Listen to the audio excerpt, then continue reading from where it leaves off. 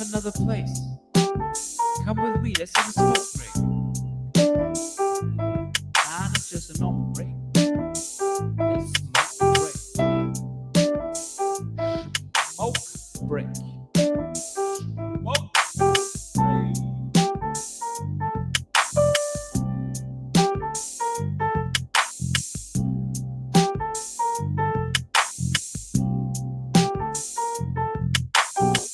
30 seconds and counting. There were plenty of years where there were guys who would dread being drafted by the Buffalo Bills. Not anymore. Astronauts report it feels good. T-minus 25 seconds. Brandon Beane realizes they're in a window of 2 to 3 years max to get this done while the iron's still hot. And getting Von Miller into that situation was big for the Bills. 10, 9. Oh, baby. Ignition sequence start. 6, 5, 4, 3, 2, 1, 0.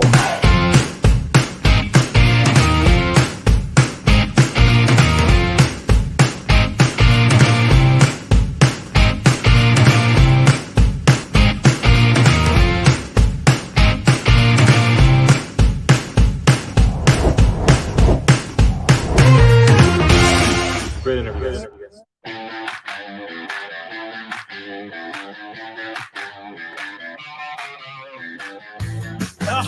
Oh, baby. What is up, Buffalo Fanatics? Z-Bot here with you.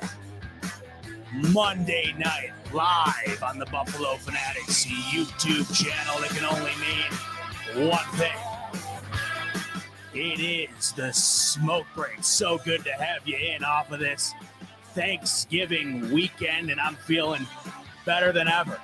Apologies again for last week. I was a bit under the weather, but tonight I'm back to 100%, and I'm ready to rock out with you because we are entering December, and that, of course, for the Buffalo Bills means they are entering into an AFC East gauntlet. The toughest, most crucial chunk of the season begins in just a few short days as the Bills head to Gillette Stadium, which is now essentially Josh Allen Stadium. He is now the face of Gillette. And the Bills and Josh Allen will be heading to Foxborough to take on the New England Patriots for the first time this season and begin the first of 3 AFC East games throughout the month of December. A lot of incredibly good football in front of us and a lot of crucial games upon us when it comes to not only the AFC East and those standings, but the overall AFC standings as they stand today. Good stuff. Can't wait to dive all into it. We're going to be talking a lot about those 3 coming games. In particular, the New England Patriots game, which is just a few short days away. Jam-packed show for you tonight here on the Smoke Break. My main man, Rev Rhodes, Buffalo Fanatics' very own. He'll be joining me in just a little bit here throughout the show to give his thoughts on what we saw during Thanksgiving, what we saw over the weekend throughout the NFL slate in Week 12. And then, of course, we're going to preview the upcoming month of December, including that New England Patriots game. And then, unfortunately, the Thigh Doc, he will be joining us tonight as well. You know, I always bring him on when there's injury updates to be had, and we just had a couple more added to the list, most notably Von Miller, who was carted off in the Thanksgiving matchup against the Detroit Lions, and we are kind of in the dark right now as to what the situation is surrounding Von Miller. We know at least he will be out for this coming game, probably the following game after that, but we do not know if he needs surgery. We do not know exactly how much time he will be missing, but he will be missing time nonetheless. We just hope and pray that we have Von Miller back for the playoffs, because ultimately that is what matters the most. But a big loss for the Buffalo Bills and a big win this past Thursday. I hope everybody here enjoyed their Thanksgiving. I hope it was a great holiday for all of you within Bills Mafia, and perhaps those Patriot fans who might be tuning in tonight. I hope you guys had a terrific Thanksgiving as well. Might not have been as good as the one that the Bills Mafia had. The Patriots lose to the Minnesota Vikings in the late night slot of Thanksgiving, and the Bills get the W in the early slot, 12:30 p.m. slot against those Detroit Lions. So speaking of that Thanksgiving, if you're anything like me, I think my conclusion that I came to after that Bills game on Thanksgiving was this. I love the fact that the Bills played on Thanksgiving. It gives the whole world an opportunity to tune in and watch. The Giants Cowboys game, for instance, that was the most viewed regular season NFL game in history. And the Bills weren't all that far behind. A lot of non-Bills fans, a lot of casual football fans got to see what the Bills have at their disposal on Thanksgiving, and I absolutely love that. D. Rowley coming in, another great point as to why it's not bad watching the Bills and Josh Allen on Thanksgiving. Josh Allen is now 3-0 on Thanksgiving. He beat the Cowboys his first time out. He beat the Saints last year, and now they get the W over the Lions in 2022. But if you're like me, you enjoyed the game, you enjoyed the victory, you enjoyed the holiday, but I think the ultimate conclusion I came to, I do not want the Buffalo Bills playing on Thanksgiving anymore. And here's why. I was down at the girlfriend's house for Thanksgiving, so I'm not in my comfort zone. And my comfort zone is this. Me, my dad, my mom sitting there as well, but she usually just kind of lets us do our thing. But my mom's a huge Bills fan, don't get me wrong, but me and my dad are psychos. And my comfort zone is me, my dad, the television.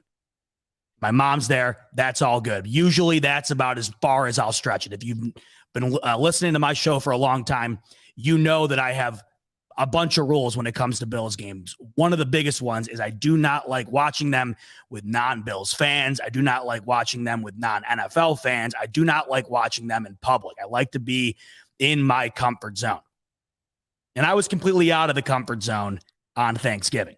Now, that's fine. I've been dating my girlfriend for 7 years. Love her family. We're very close. So it's not like I'm in the dark here with a bunch of strangers, but they are strangers when it comes to insane fanhood like I possess. They're not gigantic football fans. They're not gigantic sports fans. They're really not sports fans at all. And I'm in the room with not only my girlfriend's family, but my future brother-in-law's family. His mother, his sister, his brother-in-law, and about 6 little guys, my nephews and niece, and his nephews from the other side. And boy, oh boy, did Bot give them a Turkey Day show. I mean, you would have thought the main event was on the television, but according to them, the main event was right in front of them in person, and it was me. My future brother-in-law, Kevin, his mother was down, and I don't know how much football she watches. I take not very much. She's a 60-plus-year-old woman, lives on her own, and I don't think she's tuning into many football games. But she told me afterwards that the emotional stress that I gave her just from watching me watch the Bills was unlike anything she's ever felt. That was her watching me watch the Bills. But God bless that woman. Out of everybody in that room, she was infatuated with me. I think she just had never seen anything like it in her life. And she kept saying to me, plenty of time, keep the faith. She kept saying, keep the faith. And when that game ended, I went up to her and I said, hey, I need to bring you around for every Bills game. You were the only person around here who gave me any sort of confidence, because God knows mine was dwindling throughout that game. I'm screaming, yelling. There's little kids around. I'm swearing. I'm sweating. I mean, you know how loud I am just through the screen here. Imagine how loud I am during a game. But the funny thing was, as much as I probably embarrassed myself, one, I don't really care because it is what it is. What you see is what you get. When the Bills are on, listen, I apologize in advance, but that's what it's going to be. But I noticed something which I did find quite intriguing. We were supposed to eat. You know, everybody usually eats quite early on Thanksgiving. And that game didn't end till what, near 4 o'clock? The food was all ready to go. Everybody was there. Mind you, I'm the only Bills fan in the building. I'm really the only football fan. There was a couple other casual football fans with us. Nobody moved a muscle until that game was over and until Tyler Bass sealed it. Everybody was on the edge of their seat, not necessarily for the Bills, but because of me. And my future brother-in-law, Kevin, he knew better. He knew that the day was going to be in the tubes if the Bills did not find a way. So I think everybody was sitting there just hoping to God, hey, I hope to God the Bills win so that Z-Bot is in a good mood the rest of the day, because we have hours left. We haven't even eaten our meal yet. And this kid's over here screaming, crying, sweating, swearing. Can we just get him into a good state of mind so that we can eat our turkey in peace? And God bless those Buffalo Bills and my family there. It all wound up coming to fruition and things were fine. But because of that, I think I've had enough of the Buffalo Bills on Thanksgiving. Now, that wasn't the only realization I think I came to that day.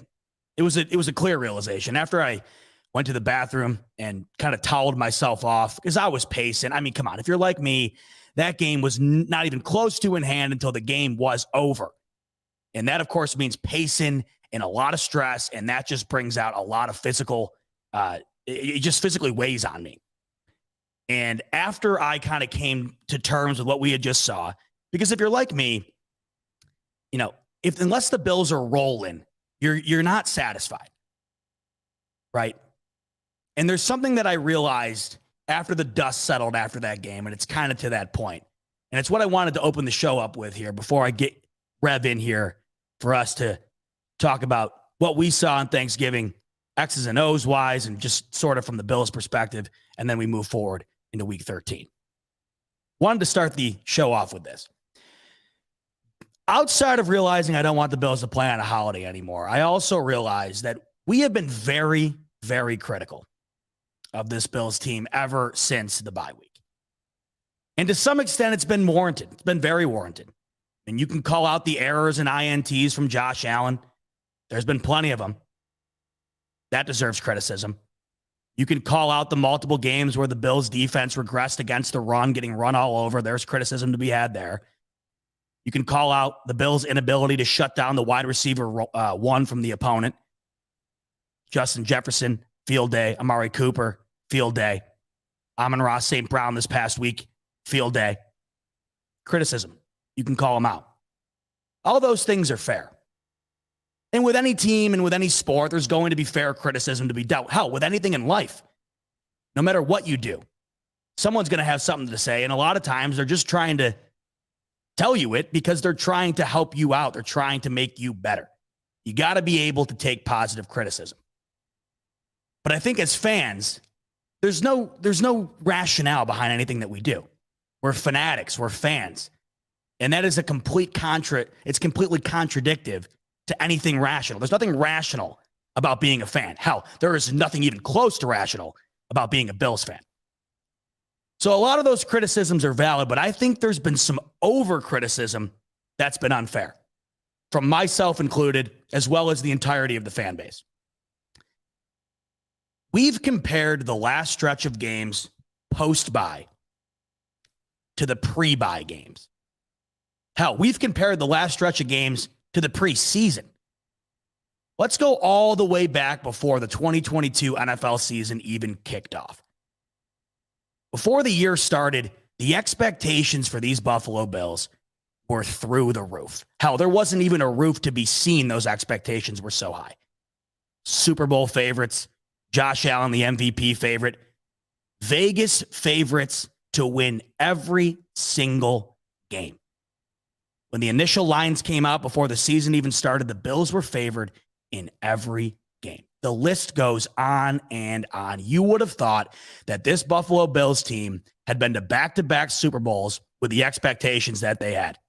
The reality of the situation, the Bills didn't even make the AFC Championship last year. And that's easy to forget, especially if you're not a Bills fan, because of the expectations that have been on the shoulders of this team since early in the preseason. Then the season starts. They start the year in the opening slot. It doesn't get bigger than that. You start the year with the first game of the NFL season. All eyes are on you. The Thursday nighter, opening up the 2022 season. Anybody who gives a lick about football is tuning in. And it just so happens to be on the road against the reigning Super Bowl champion LA Rams. And not only that, but the Bills were favored to win that game going into it. And you got to remember, I know it feels like a long time ago, but at that time, we didn't know what the Rams were going to be this year. Nobody had a clue that the Rams were going to be as poor as they currently are right now. We didn't know the injuries they were going to sustain. The Rams right now are currently on pace to be one of the worst teams post-Super Bowl their following year. We had no idea. All we had known about those LA Rams were that they were the Super Bowl champions of the year prior. The last time we saw them take that field, they were hoisting the Lombardi. And the Bills absolutely thumped them 31-10, immediately living up to that sky-high expectation, that sky-high hype that had been set on their shoulders before the year even kicked off. Then they have another primetime game right after that. Right out of the chutes, you have two primetime games where the entire world is watching you with all those expectations. And you carry what you just did to those former Super Bowl champion Rams into the Ralph against the former number one AFC seed, a team that beat the Bills a year ago, the Tennessee Titans. Going into that game, the last we had saw Tennessee, I know they had an early exit in the playoffs. People forget the Tennessee Titans a season ago were the number one seed in the AFC. And they beat the Bills in a heartbreaker in Tennessee last year. The Bills absolutely dismantle the Tennessee Titans 41-7. And I distinctly remember coming on this show after those two W's, and I had said, we thought the expectations going into this season were too high. I'm starting to think they might have been too low. That is where we were at as Bills fans through just 2 weeks of the 2022 NFL season. We go into Miami. At this point, the Bills are decimated with injuries. Almost more than half their defensive starters are out for this game. And we knew that Miami was a much improved team compared to what they were a season ago. And we lose. But the Bills had an opportunity to win that game on the final drive, as they have in all their losses this season. But it was easy to blame that loss on the injuries because we had saw what the Bills did the first 2 weeks. We had saw how close they were in that Dolphins game. And it was an easy assumption to say, hey, if the Bills had their starting defensive unit in there, the Bills win this one going away. That's how we all felt. You then take that game into the Baltimore Ravens game. Now, mind you, going into the season, what was the biggest knock on the Buffalo Bills from last year? They could not win a close game. 0-6 last season in one-score games. The Bills had yet to prove they could win one. They had just lost another one to the Miami Dolphins. They get beat down by the Baltimore Ravens in the first half of that game. If you remember correctly, that game was a dumpster fire in the first half. It looked like the Bills were going to have an early exit back to Buffalo from M&T Bank Stadium out in Baltimore. But they pull that game up by their bootstraps. They get things going in the second half.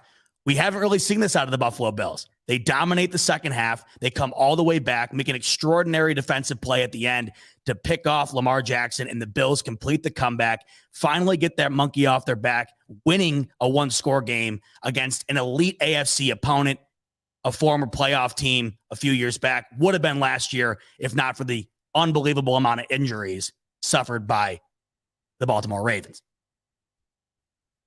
So you're back on the horse. You're feeling good. You get that monkey off your back. What's next? Well, it's the Pittsburgh Steelers. At this point, we don't really know how good the Pittsburgh Steelers are. We're assuming it's going to be a down year. Big Ben retires, a lot of young guys on this team. But we still thought, hey, right, it's Mike Tomlin. Never had a losing season. Hell, they beat the Bills last year, week 1. No one thought that was going to happen. Back to the domination that we had saw the first 2 weeks. They kicked the living hell out of the Pittsburgh Steelers, 38-3 as it stands today. That is still the worst loss for the Steelers this year. And if I remember correctly, that is one of, if not the worst loss in Steelers history, at least under Mike Tomlin. Historically bad loss for the Pittsburgh Steelers. And then came the big one. Then came the game that everybody had circled when the schedule came out. This Bills team was built to beat the Kansas City Chiefs, and it was all going to be tested right before the bye week in Arrowhead. And the Bills accomplished exactly what we thought they were going to be capable of doing with this fully loaded Buffalo Bills roster. Josh Allen plays extraordinary They shut down Mahomes on the final drive, intercepting him on a game-winning drive. When does that ever happen? They hold the Chiefs to just 20 points. When does that ever happen? An unbelievable victory where there really wasn't a whole lot to take away from that game where you said, damn, that didn't look good. Josh Allen played incredible. Defense stepped up. And just like that, you walk off into the sunset that is the bye week 5-1 with one blunder. And all you can say to yourself is, well, hey, we would have beat the Dolphins if it weren't for all those injuries. We have 3 wins where we absolutely destroyed the opponent. And then we beat the Kansas City Chiefs on the road. I had said on this show numerous times, we can't get used to this. Blowing teams out, we can't get used to it. We can't get used to every single week looking like we are head and shoulders above the rest of the NFL. We can't get used to Josh Allen playing nearly perfect football every single snap. The reality, once again, we're fans. We're fanatics. We could tell ourselves until we were blue in the face that we cannot get used to this. But the truth of the matter is, it was already too late. We had already drank in a full gallon of Kool-Aid. We saw the Bills' dominance. We read all the press clippings. We heard everybody talking about how the Bills were head and shoulders above the rest of the league. And hell, we had watched it firsthand. It was an easy conclusion to come to. Who else going into the Bills' bye looked even close to Buffalo? Nobody. It was greatness every single week. It was dominance by Josh Allen every single week. The defense wasn't allowing anything. This offense was humming at a tune that no one has ever really seen before to kick a season off. We could tell ourselves all we want, can't get used to it, but we had already gotten used to it. There's no rationale when it comes to being a fanatic. So going into the bye, what did we expect coming out of the bye? The same exact thing, especially when you looked at the schedule. It looked and felt like it was going to be easier than when the season kicked off. Where we stand, though, the Bills have been banged up. Josh Allen has played far from his best ball. And that after 5 games post-bye, the Bills are 3-2. And they have not looked remotely close to what we had saw from the Bills pre-bye. And a lot of us are overly critical of this team right now, including myself. I have been for several weeks. You've seen it on my face coming into this show nearly every week since the bye. But when you step back and look at it, the Bills have lost 2 games after that bye to 2 playoff teams, both by 3 points. One in the Minnesota Vikings game where they had about a 99% chance to win it until all of a sudden they didn't. If they re-simulated the ending of that game 100 times, you witness the one time the Bills lose it. At this point in the season right now, the Bills already have more wins than they had through week 14 of last season. And I think a lot of us forget how much the Bills struggled in the middle of the season last year. The crazy part, the Bills didn't come close to having the injuries at that point of the season last year that they do right now. And the injury list continues to stack and stack. Yet this Bills team is 8-3 as it sits today. And we watched that Thursday game and we're expecting dominance once again, right? They're favored by almost 10 points. We've seen what the Detroit Lions are early in the season. We've seen what the Detroit Lions have been my entire life. You just expect to blow them out. The truth, though, the Lions have gotten a lot better as the season has progressed. A lot better. That was a hard-fought win. That Lions team is no joke. Amon-Ra St. Brown, that backfield, Jared Goff, a serviceable quarterback, and their defense, and I'm a victim of this too. I'm tweeting all throughout the game, worst defense in the league, because statistically, the Detroit Lions were and are the worst defense in the league. Not the last 3 weeks, not even close. That is a much better team than meets the eye. Same with the Cleveland Browns. They gave us everything that they had. They outplayed us for a full half in that game. You watch them yesterday, no quitting them. They beat Tom Brady and the Tampa Bay Bucks yesterday in overtime in a game that looked all but lost towards the end. And the Green Bay Packers, right out of the bye, the Bills smack them in the mouth in the first half. A really bad second half. Green Bay got it going on the ground. At the time, we're thinking Green Bay is one of the worst teams in the league. But every week since, they have given their opponent a run for their money. They beat the Dallas Cowboys, and they played an unbelievable game last night against the Philadelphia Eagles, who have only lost one game on the entire year. So I guess my point is this.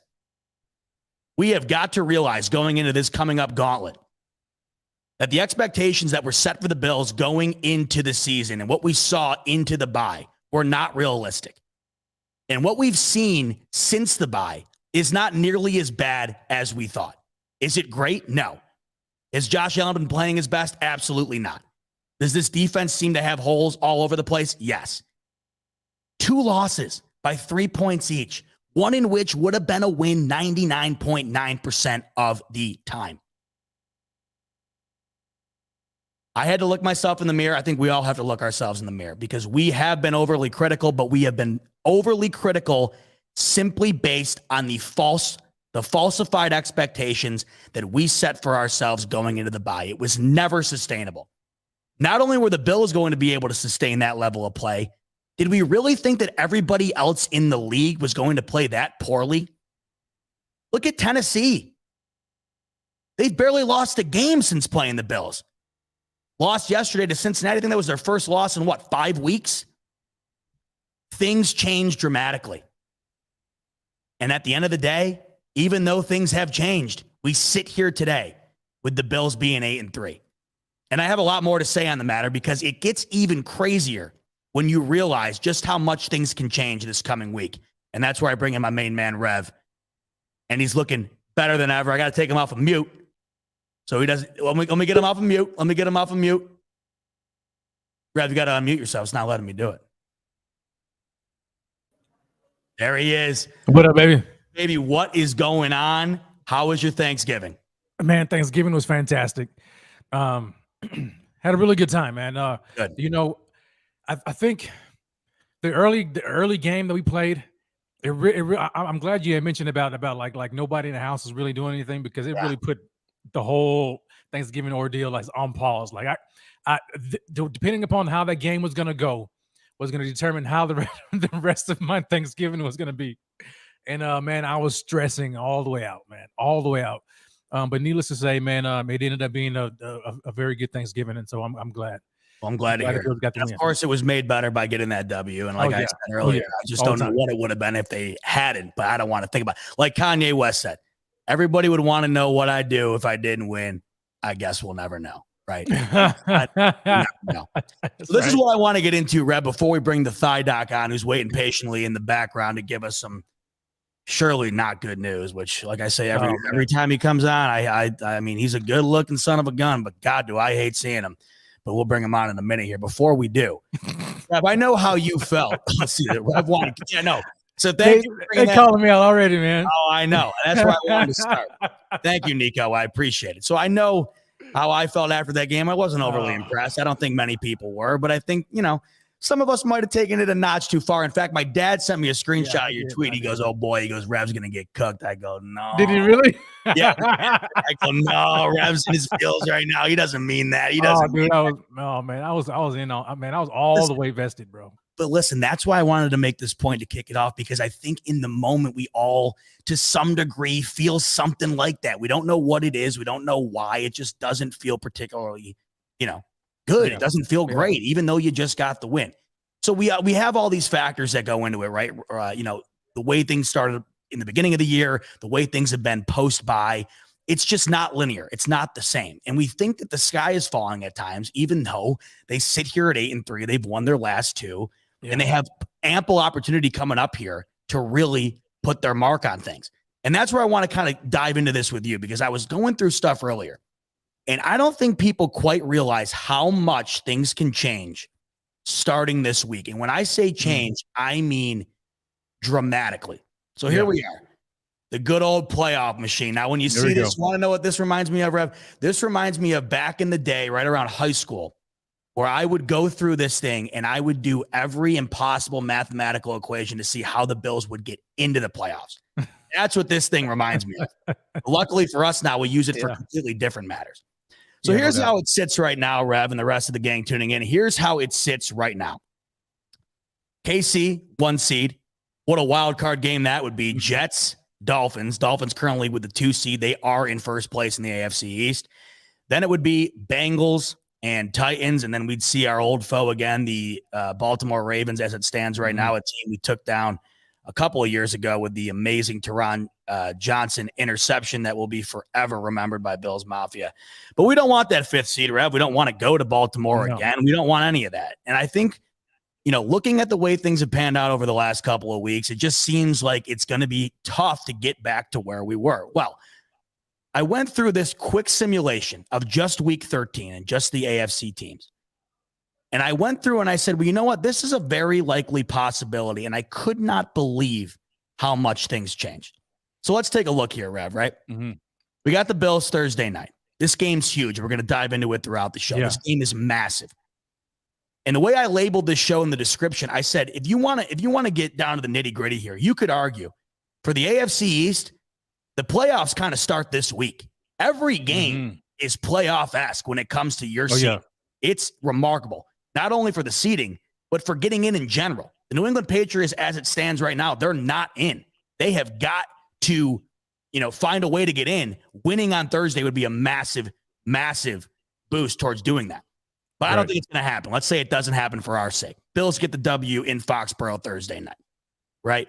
So we'll get rid of that game. Doesn't matter. Okay, Ravens beat the Broncos. Everybody expects that. Lions beat the Jags. Who cares? None of these games matter, right? Okay, so here's where it gets interesting. Bills beat the Pats. Got that in the book on Thursday night. Let's get to Sunday. Oh, boy, what do you see? Jets, Vikings.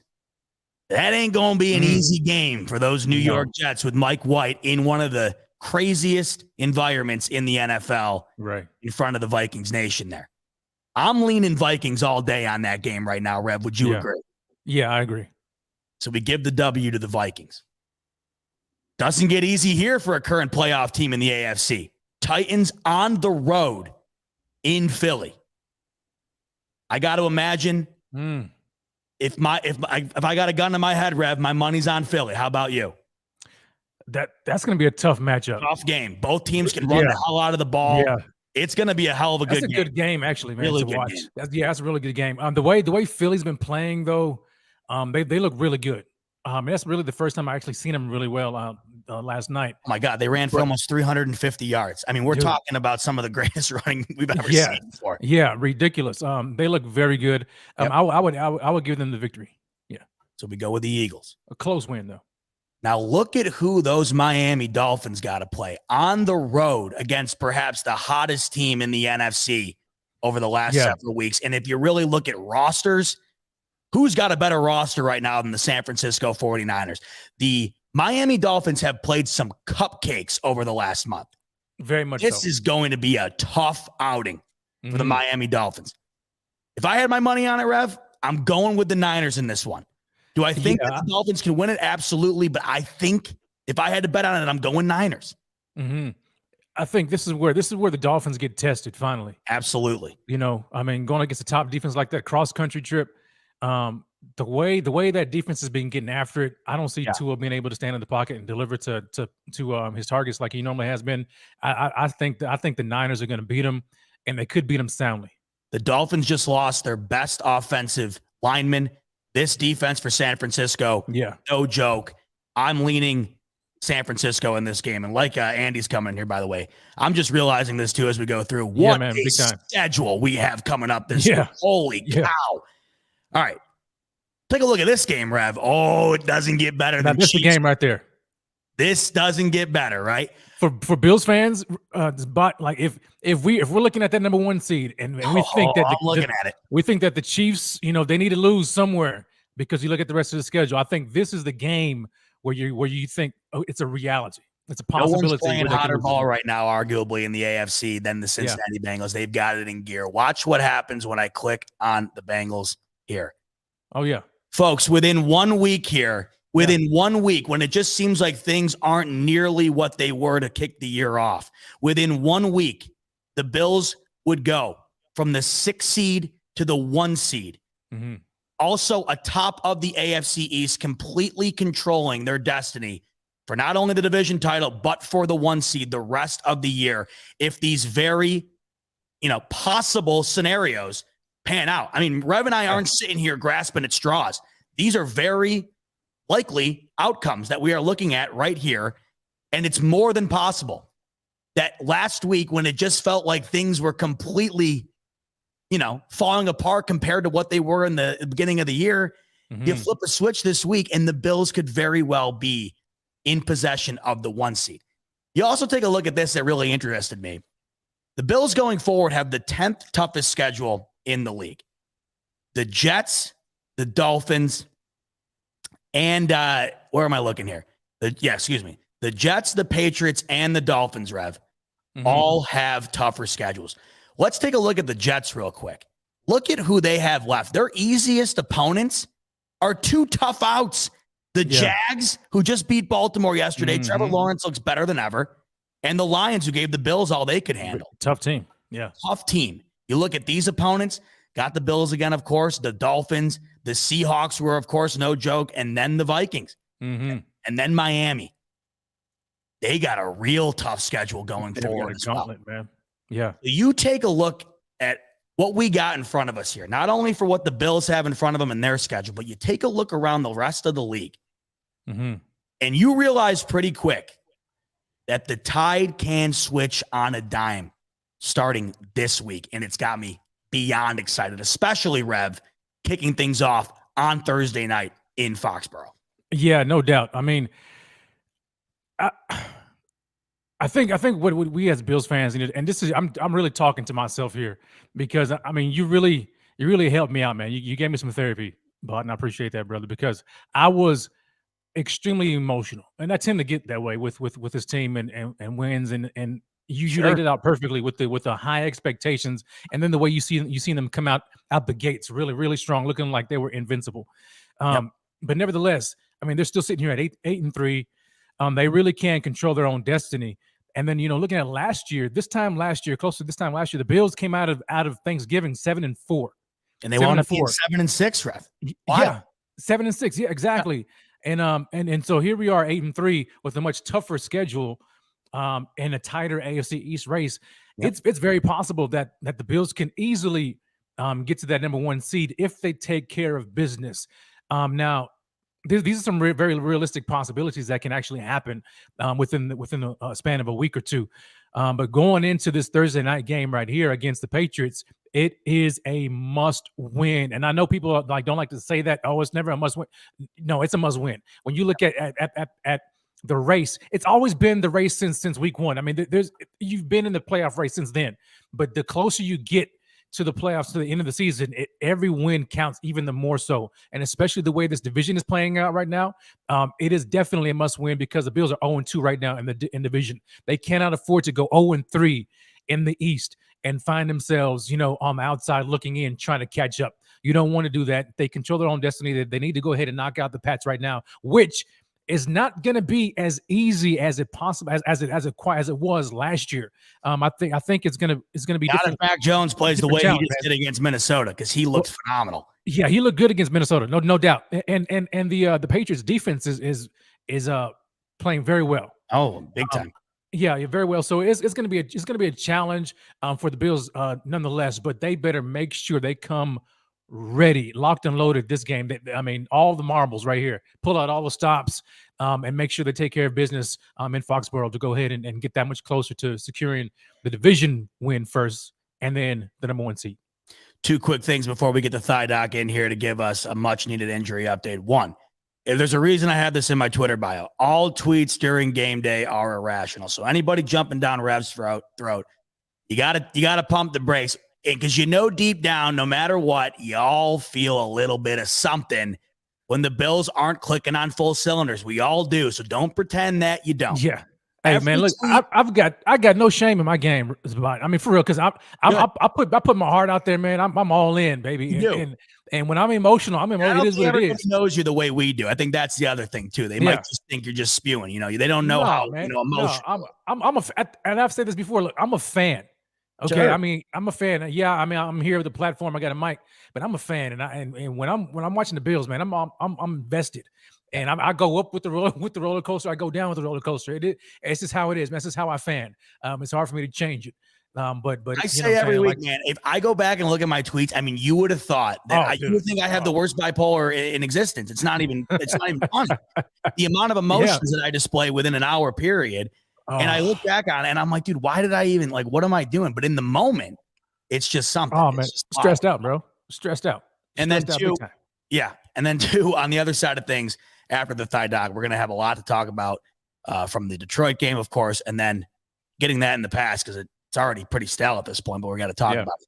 Then we move forward into that gauntlet we've been referring to of the 3 games coming up against the AFC East. With that said, it's time to bring him on. There he is.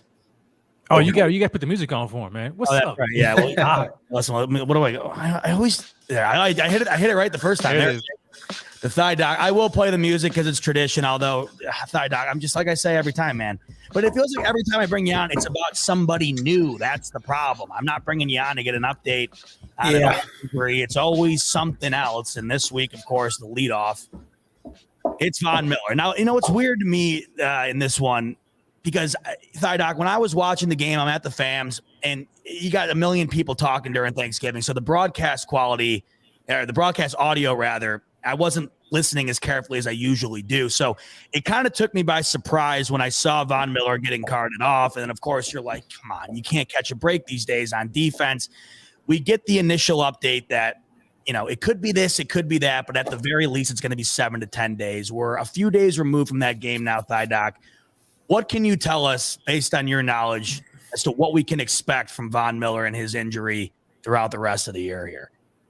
Yeah, well, the good thing is he didn't tear his ACL, so that was like the big fear. So basically, the mechanism, that means like the way he was injured, where his like leg kind of buckled underneath him, it looked bad. It looked like an ACL. He looked dejected. He got in a cart and they took him off. So that was definitely the biggest concern coming out of that. But then when they called it a sprain. Now, we do know it's a lateral meniscal tear at this point.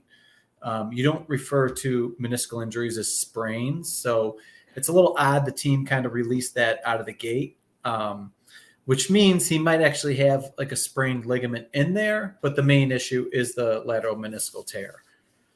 So from your experience, I mean, right now we are hearing a million different things. But the one thing I think everybody's most concerned about is whether or not it's going to require surgery, and that seems to be really up in the air. Is it true that you really just have to give it about a week or so until you can determine whether or not that's necessary? Yeah, so it's tricky. So there's 2 meniscuses, and I got something down here that I think I want to pull out for you. You always got something. Hey. Okay, so I got the knee. It's not the Brady dildo. All right, so I got the knee here. So this is a right knee looking at you. So you come down. This is your quad would be up here, right? And then it comes to the quad tendon, and then you got your kneecap here. So if I pull your kneecap out, you can see your kneecap there. So let's try to bend the knee, and then we can see inside the knee. So obviously down in this hand, this is your tibia, which is your shin bone. So we're looking from top down. So see those 2 little circles in here? Mm-hmm. Boom, boom. Those are your meniscuses. And then like the bands that are going north to south, that's your ACL and PCL. On the sides would be your MCL and LCL. What we know is he's got a lateral meniscal tear, okay? So that would be on this side. The problem with the lateral meniscus, so that's like the cushion between these 2 bones. The laterals don't do well. So they're trickier. So that's why it's like, you had a meniscal tear. Great. Not a big deal. Oh, it's a lateral. So that's like, it's not as happy. So someone reported that he's going to need surgery at some point. So I think what they're going to do is they're going to take the first 7 to 10 days to see if the swelling can go down and if he could play through it. Now he's going to play through it. It's going to hurt. Yeah. They get swollen and they hurt. So like that's the main side effects. If the knee isn't locking up, because that's another thing that can happen when you tear your meniscus. Sometimes it can flap over, get stuck in the joint, and then your knee locks up. If that's not happening, and it's just pain and swelling, they can manage it. He could play, albeit maybe limited snap counts. He might not be He's probably not going to be 100% Von Miller, but you can get a nice snap share out of him, 20, 30% if the game's not a big one. And then, shoot him up and roll him out in the playoffs. I mean, I think that's what the team's looking for.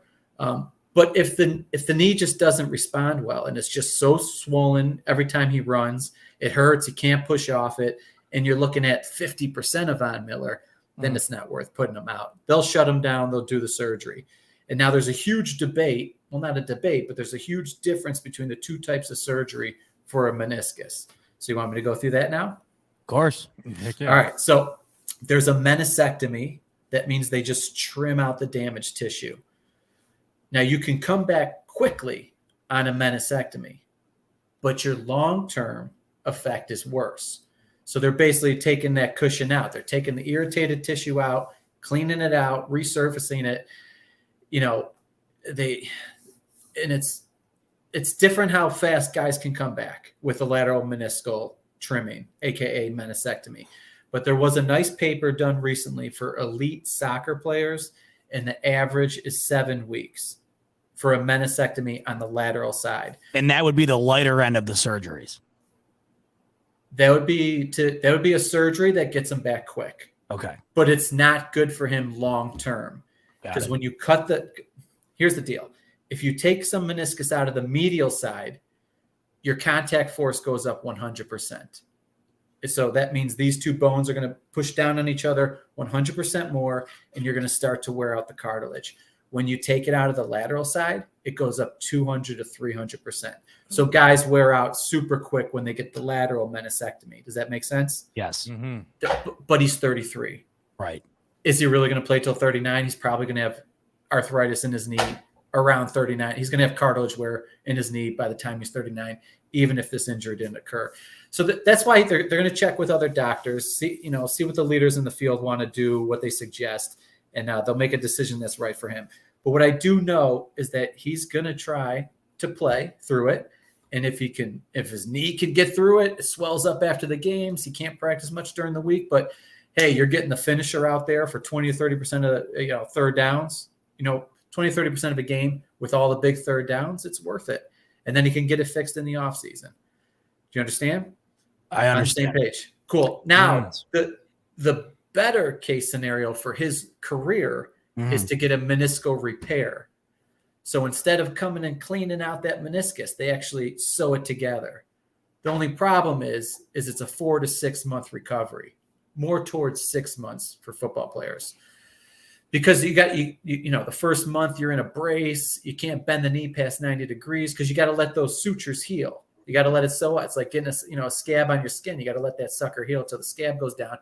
Then you can start training it. So ideal world, he can play through it and gets a meniscal repair in the offseason, which bodes well for him long term.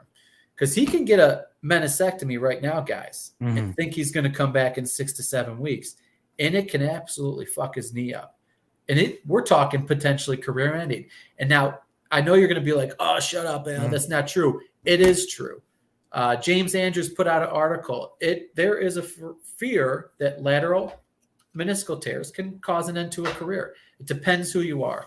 The problem with that article is guys had also had ACLs in that study, and they looked at a wide spectrum of players. And they found that if you're a first or third rounder, you're probably going to come back. So take it with a grain of salt. I think the soccer one that's newer is a better predictor, 6 to 7 weeks. So that leaves us with a conundrum, right? Does he take a week and say, hey, let's just clean it up, make me feel good for the playoffs?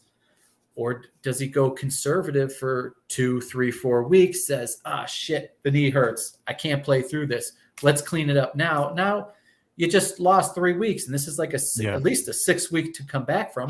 The playoff starts in 7 weeks? Yeah, 7 weeks. Yeah. So, you're against a rock and a hard place. Do you make a decision that's worse for your long-term career just to get back for these playoffs? If you're going to do it, you got to do it now. Because if he waits a couple weeks, he's probably not going to be ready, and albeit maybe the Super Bowl he'd come back for. Or do you play through it and try to fix in the offseason? That's ideal. Or does he make the best decision for himself and say, hey, you know what? Shut me down. Give me the repair now. And then I'll be good for training camp. So it's actually quite the dilemma. Do you anticipate seeing him in the regular season again? Yeah. Yeah. Okay. He tweeted out, he said 2 weeks. I think he's hell-bent rehabbing this and trying to play through it. The question is it going to hold up? And we'll find out. Now, because there's so many different types of meniscal tears. Yeah. There's like a little one, a little radial tear. There's ones that go horizontal. And then as you get to the progressive ones that are worse, there's these terms you'll hear like bucket handle or root tears. Those are the bad ones. So those, I'm not going to get all into the medical jargon, but there's different levels of tears. You guys got your own lingo and stuff. I think it's extraordinary. You got your own. I got a question for you though, Thigh, if you don't mind. Yeah. So, is it possible for players to get a meniscectomy and then also get a repair done right after that? So if he decides right now he wants to get a meniscectomy, clean it out, be good for after 7 weeks, and then he's there for like to say the playoffs, and then at the end of the year he decides to go ahead and get a repair. Can you do that or no? Never heard of that ever happening. And not an insult, but that is a great question. Yeah. But no, because the tear is going to be there. They're going to clean out the whole tear. Basically, if you look inside the knee, right, and there's like it's hard to see on the screen. No, just imagine one of those things has a little cut in it. Say I took scissors and snipped at it. They have to clean out like a big, a horseshoe around that area. They just take that whole junk out. So that's the deal. Now, it's something interesting. This is interesting. It is so rare to get an isolated lateral meniscal tear. They usually tear when you tear your ACL, which is so it should have been way worse, like historically. It looked like he tore his ACL. I slowed the video down. You can see the knee shift a little bit. It wasn't a huge clunk though, and it was subtle. And it's grainy, and he's got high socks on, and you're looking from the front. It was kind of tough to tell. And that's why I kind of mentioned, possibly a patella subluxation, because sometimes when your knee's bent and your knee's caving in, this kneecap can just rivet out and back in. That's called a subluxation of the patella. And that's what Mahomes had, I think, 2 years ago. He missed 2 games. Yeah. Yeah. So. All right. Well, we got that out of the way. I mean, as always with you, I always feel somewhat optimistic, and then I also feel somewhat doom and gloom. But the fact that it's not the ACL, to me, seems like the overall optimism here, because at the very worst, from what that could have been, he wouldn't have been coming back until this time next year at the earliest. I mean, we've been dealing with that with Trey White for the last year. So that's good news. There's plenty more to get into, Thigh Doc. But before we get into all of it, the one quick question I have for you, and this has been made, there's a lot that's been made about this past week, mainly because of Tony Romo. Everyone is saying that Josh Allen and his camp planted the info to Tony Romo to say throughout the podcast that his elbow is bothering him way more than we've been led on to believe. What is your personal opinion, not only based on all of that, but just based on his play and the fact that he's back in the brace again today for practice? What do you make of the whole situation surrounding Allen right now? And do you really think it's worse than we all believe that it is? Yeah, well, they've been laying nuggets for 2 weeks. They said it's all in his arm angle. So when he brings his arm angle down, it hurts. And when he throws over the top, it doesn't hurt. But he's probably more accurate on like a little bit of out. So he's probably changing his mechanics to support, not to support, but to avoid the pain in the elbow. I think his throws do not look as sharp, and I don't think they're as fast. That's anecdotal. I have nothing to measure it. That's just an eye test. Do I think someone probably told his camp? Yeah, and it might not even came from Josh Allen. It might have come from the two doctors. Like, hey, he's going to be on TV. Just know he's still dealing with that. Everyone forgets he's got an elbow injury. So don't forget, he sprained his UCL his rookie year. It took him 5 weeks. So, he played right away. Is he probably re-aggravating a little bit each game? Yes. And did he play on a short week on 4 days on a ligament that's already needs time to rest? Yeah. So they probably were like, he might not look that good. He still hurts because they just played Sunday and now it's Thursday. Just a heads up. I don't think Allen's camp would do that, to be honest. I just don't think he's like that, looks for excuses. So neither do I. I think it seemed like somebody did. Yeah, exactly. or Tony's got a half decent brain still, and he he realizes knows what him, he's though. working. He's with. like the sorcerer. He just knows Yeah. everything before it happens. That's why I think everybody kind of puts so much stake into it. Yeah, well, he might have just organically figured and expressed that. I don't know. I don't want to read into that too much, but I do know Allen definitely is still dealing with it a little bit. He's not going to look like himself for at least 4 to 6 weeks after that injury. That doesn't mean he can't look closer and closer and closer week over week. And he wore that brace for 3 months from the date of the injury, his rookie year. So look for that sucker to stay until the end of the season.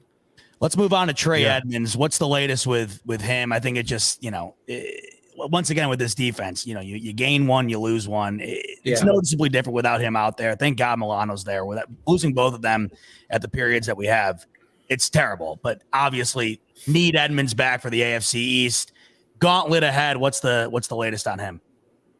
We talking about Edmonds? Yeah. Yeah. Well, he has a heel thing, which it either bruised his heel and it was sore, or he's got something like a plantar fasciitis. I think Jairus Byrd used to have that.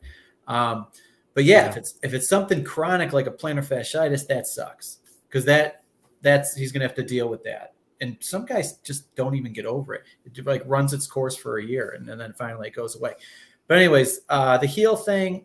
Actually, you know what? What did the injury report say today? Did it say groin and heel, or did it say groin? Groin and heel. All right, so then he's dealing with something long-term on the heel.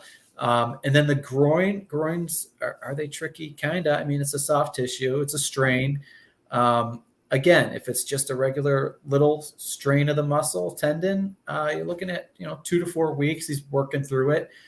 He got to take a week off, so that should help.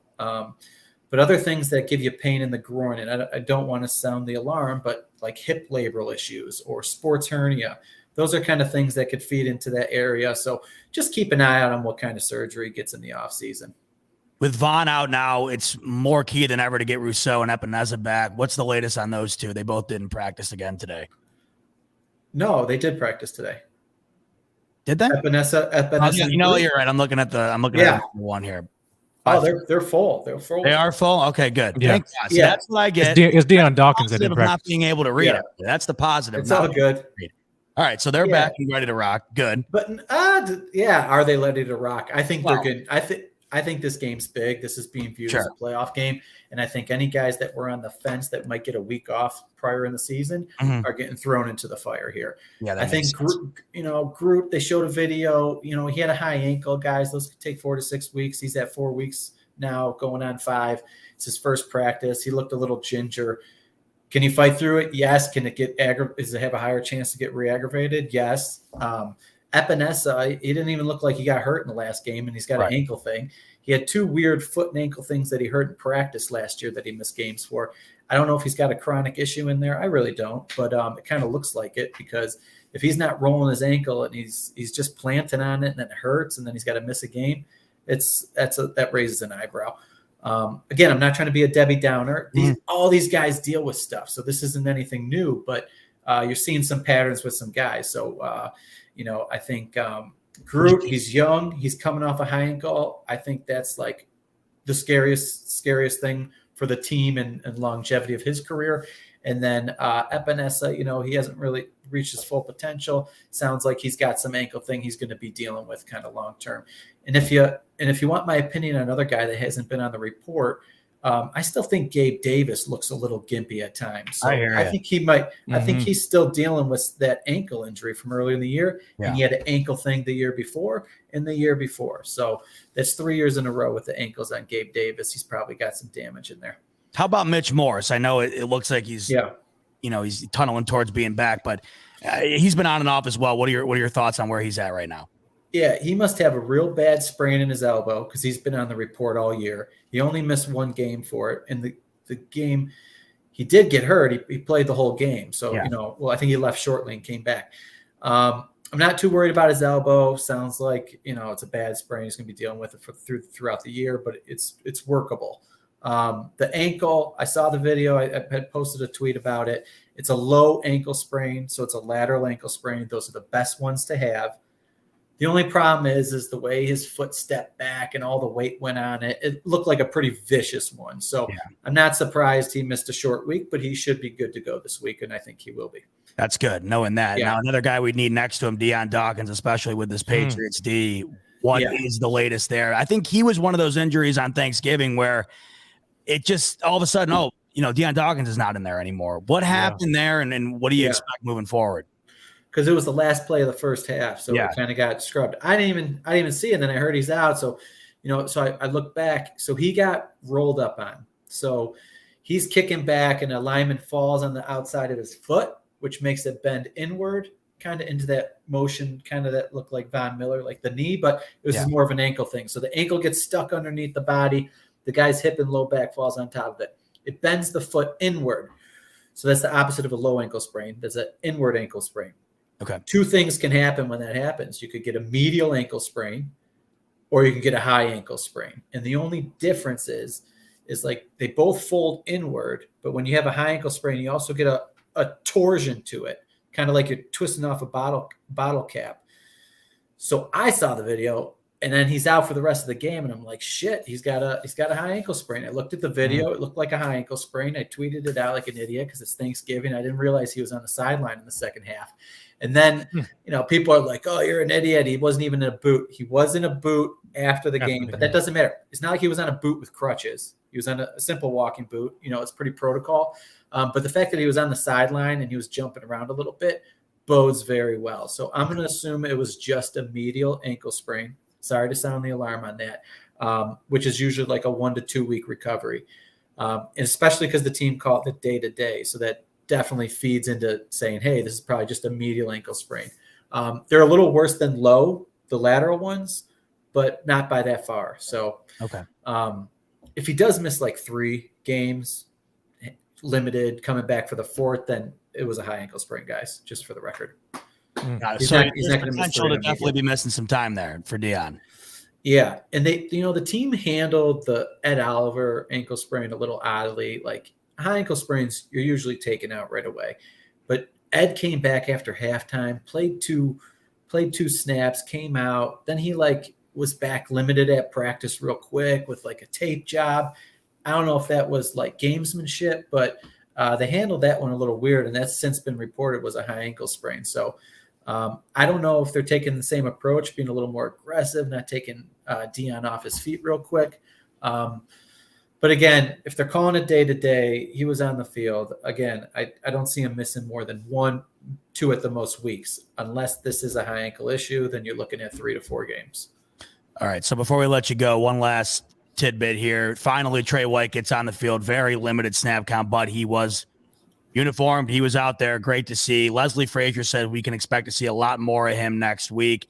Yeah. What are your overall thoughts right now on just when they brought him back, the pitch count, and then moving forward? I mean, can we expect to see him out there the majority of the game coming up here against the Patriots, or do you think everything's just kind of in the court of the Bills and how they handle it from going, forward here? All right. So the fact that he came back for that game is a head scratcher in the grand scheme of things, but I think it had everything to do with Trey wanting to come back on a 1-year anniversary. I think it meant something to his heart, and that was the deal. I'm more eyebrow raising because I didn't think his weaning back into the game would be do 2 series and you're done. Right. I figured they would go on and off throughout the game, make sure he's got the endurance and stuff. That was what was weird. And I was talking to Rico, hopefully he didn't tell the team hey, I'm ready, and then play 2 series and it's nah, I'm good. I can't imagine, especially with Amon-Ra St. Brown out there absolutely cooking. It wasn't like they couldn't use him. You know what I mean? Yeah, it was weird. It was definitely weird. But yeah, so listen, if that's just how they were going to do it, they were going to do it, and now they're going to get him up to 50% snaps and then 75% snaps. That's kind of how I see it going. That's what I would expect, but I don't know. It might be a tight game. It's the Patriots. He's like, Coach, I'm good. Keep me out there. And then it's just Trey's back. So, well, who knows? 50% might be enough against McCorkle Jones. We'll have to see. But the way he played against the Vikings the other night, wouldn't mind having Trey White out there, to say the least. I'd want him I'd want him ready for Miami. Yeah, 100%. absolutely. So if they want to do Absolutely. 50, ball, man. Oh my god. 50% this week, 75% for the Jets, or even 50-50. I don't care. Well, it's like Just pick have your him ready. poison. Mike White's looking like Joe Montana, and the Mac Jones against the Vikings looking like Brady and Tua. I mean, I don't know if it's him or the wide receiver core, but they're you blink and they're in the red zone. I mean, granted it was against the Texans, but hey, we could use them, that's for sure. All right, hey, Thigh Doc, that was a long-winded segment, and I appreciate you coming on as always.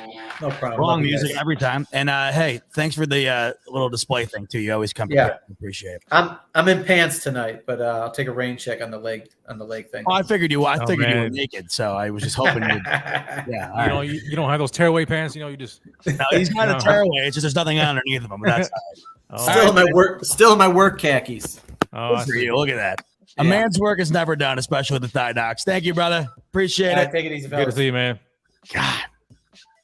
Rob, it's like you bring him on, you got to talk to him for 3 hours because the list is just extraordinary. It's extensive, man. But it's good to have him on. Of course. He brings a wealth of knowledge, man, and he really breaks it down and makes it make a whole lot of sense. He sure does. The Vaughn thing's a head scratcher. I mean, it seems to be for him. Imagine how it feels for us. I just hope the way I see it, the same thing with the Trey situation and the snap count. The way I see it, if we can just have these guys ready to roll mid-January, I mean, that's all that really matters, honestly. All these games are massive, but I mean, when you get down to it, if you're going to have them back, they need to be back for that. And I think Vaughn, I think he's so all in this year. He's willing to do whatever it takes to get back on the field. I mean, if he's gonna rest for a couple of weeks and try to play on it, with the brace, or whatever, I think he's gonna do it, man, because he's hungry to get that championship and he wants to have a part in it and not sit on the sideline, because he had to take surgery. I just think that he's gonna be doing whatever it takes to get back on the field. All right, Rev, let's get rocking here. So Thursday, let's put a bow on it. 28-25 Bills win, basically at the buzzer with Tyler Bass. Closer than I think a lot of us expected, but I think that we should have saw that coming based on the way the Detroit Lions have been playing. And hey, based on the way the Bills have not been smothering teams. I mean, teams have gotten better over the course of the season, and it's not going to be, like I mentioned at the top of the show, what we saw the first 2 weeks. Real quickly before we move on and look ahead, because, hey, we're only 3 days removed from a big showdown against the Patriots. Right. Talking about what you saw on Thursday, really, what was your biggest takeaway or one or two things you saw on Thursday that kind of stuck with you and stood out the most? Well, obviously, for me, it had to have been the cornerback play. That really hurt the most. Was watching those cornerbacks get burnt. I mean, Dane Jackson again having a bad performance. Is looking like a shell of himself, not living up to the moment or to the task or whatever the case may be. And I expected there to be some type of a drop off, but I didn't expect him to fall off completely like that. And he's looked bad the last few weeks. So that really bothered me, especially when the offense is not really clicking. You want the defense to really be there and be as formidable as it's been. But man, he's just been getting cooked. And so that game right there, and I guess it's to be expected, right? I mean, how much do we really expect from Dane Jackson? I mean, he's going against, the top dogs. You know what I'm saying? Justin Jefferson the week prior, Amon-Ra St. Brown. I mean, not the week prior, but a couple of weeks before then. And the Browns against Amari Cooper. So he's had a tall task, but man, he just hasn't looked good. And well, I mean, you got Jefferson, you got Amari Cooper, and you got Amon-Ra St. Brown all putting up fat numbers the last couple of weeks. Yeah, so that was a tough go, man. Tough watching that. Another thing was I'm glad that they fought through and gutted out this victory. I mean, it was a grimy win. It was a grimy game. They didn't play their best. Even into the second half, mainly the third quarter was just ugly. Nothing at all going for them until the fourth quarter, and they barely were doing something, but they fought and they clawed under the circumstances. And so I credit them for that. You can't take that away from them. Of course, you want them to look like the dominant team that they've been looking like prior to the bye week, but they may just have to win differently now. And if they're showing that they can win these close games, at the end of the day, who cares, right? A win is a win, and if they get to the championship, to the Super Bowl, and they win, on the backs of these close games, I don't think anybody's going to be complaining about it. And I know I won't. It's a good point. A couple things for me. One, Devin Singletary once again, by the standard in which we have seen this run game perform over the last season, 2 seasons, really, what you can really say however long here. I mean, it's never been anything extraordinary under Josh Allen for the most part. Devin Singletary, once again, great game. Josh Allen, again, after a week where we were like, oh, wow, Josh Allen didn't run. What a miracle. He's back to leading the statistic page in the running category. I mean, he ran the ball extraordinary, and they really had to have him do it, it seemed, in that game. The one thing that stood out to me that was kind of alarming was the fact that, yes, Detroit's D is ranked the worst in the league. They have been playing a lot better as of late, but they got a lot of pressure on Josh Allen. And they did. The Detroit Lions defensive front, outside of course, Aiden Hutchinson, I mean, they're young. Throughout the year, they have not done a great job at all of getting after the quarterback. They did do a really good job of getting pressure on Josh Allen in that game. That to me stood out a bit. That's been happening a lot lately, but to the benefit of the Bills, I think a lot of times when they did get in on him, who else but Allen is better at navigating out of that pocket and running? And he did an extraordinary job of doing that throughout the game. So it does get supplemented to some extent, but I think it does hurt the overall pass game. Now, I'm sure you heard this from Stephon Diggs, Rev. Diggs came out and said that he thinks a bit of the struggles in the pass game have been due to the fact that the Bills are running the ball a lot better, and it's kind of, I don't know, it's removing a bit of the rhythm within the pass game. Look, I'm not gonna question Diggs. He's the one out there playing, right? He's the one in the offense. He would know better than all of us, I'm sure. But I just don't know how much I buy that when the Bills threw the ball 42 times in that game. Yeah, I was about to say the same thing. Throw the ball. Yeah. So I don't know how your rhythm gets kind of turned on its head when you're still throwing a ton of passes. And I mean, Josh Allen on the day, on those 42 attempts, only 24 completions. The thing that troubles me with the Diggs situation is he was targeted 15 times in that game, Rev, and he only caught 8 balls. A couple of uncharacteristic drops for him. We saw him fall down on one play. I'm going to take Diggs' word for it because they have been running the ball better, and they have won the last 2 games with the help of that run game. I just don't necessarily know if I'm buying that right now. How about you? Yeah, that's tough. I mean, look at the numbers. I mean, Josh, like you said, slung it for 42 times. I mean, so the ball was going somewhere, right? 42 times during the game. And so I think he was frustrated because it's not really coming to him like you thought it should have been, right? I mean, when you got the game, and I was saying the same thing earlier. That's kind of why I was frustrated earlier. I'm like, you need to take advantage of this because they didn't have Jeff Okudah, the number 1 starting corner, right? And so I figured they're going to take advantage of that. Diggs is going to have a ridiculous game. He didn't have his best day, that's for sure. Yeah, no, he really didn't. Right. And the guy who really stepped up, which is another person I was going to mention, was Isaiah McKenzie. Thank you. That was he had the best game of the season. I mean, what did he have? Like 9? What did he go? Like 6 receptions for 96 yards and a touchdown. And just shy of 100. He was Allen's safety valve all day, Rev. He really was. I had tweeted out several times throughout the game. I had just said, man, it really seems like he is carrying this Bills passing game to some extent right now. I mean, he really was a major factor in that game. He got in the end zone again. I mean, Isaiah McKenzie is racking up touchdowns this year very quietly. I mean, this is a guy last year who had 1 all season. He's got a bunch of touchdowns this year. And I think as much as we've considered him to be a liability at times, I mean, you know how much I love him. I think that what he has brought to the team up until this point has outweighed some of the mistakes that we have seen. I think he has been an adequate solution thus far. It just seems like the pass game is missing something, of course. I mean, Thigh Doc mentioned it earlier. It does seem like Gabe is just not 100%.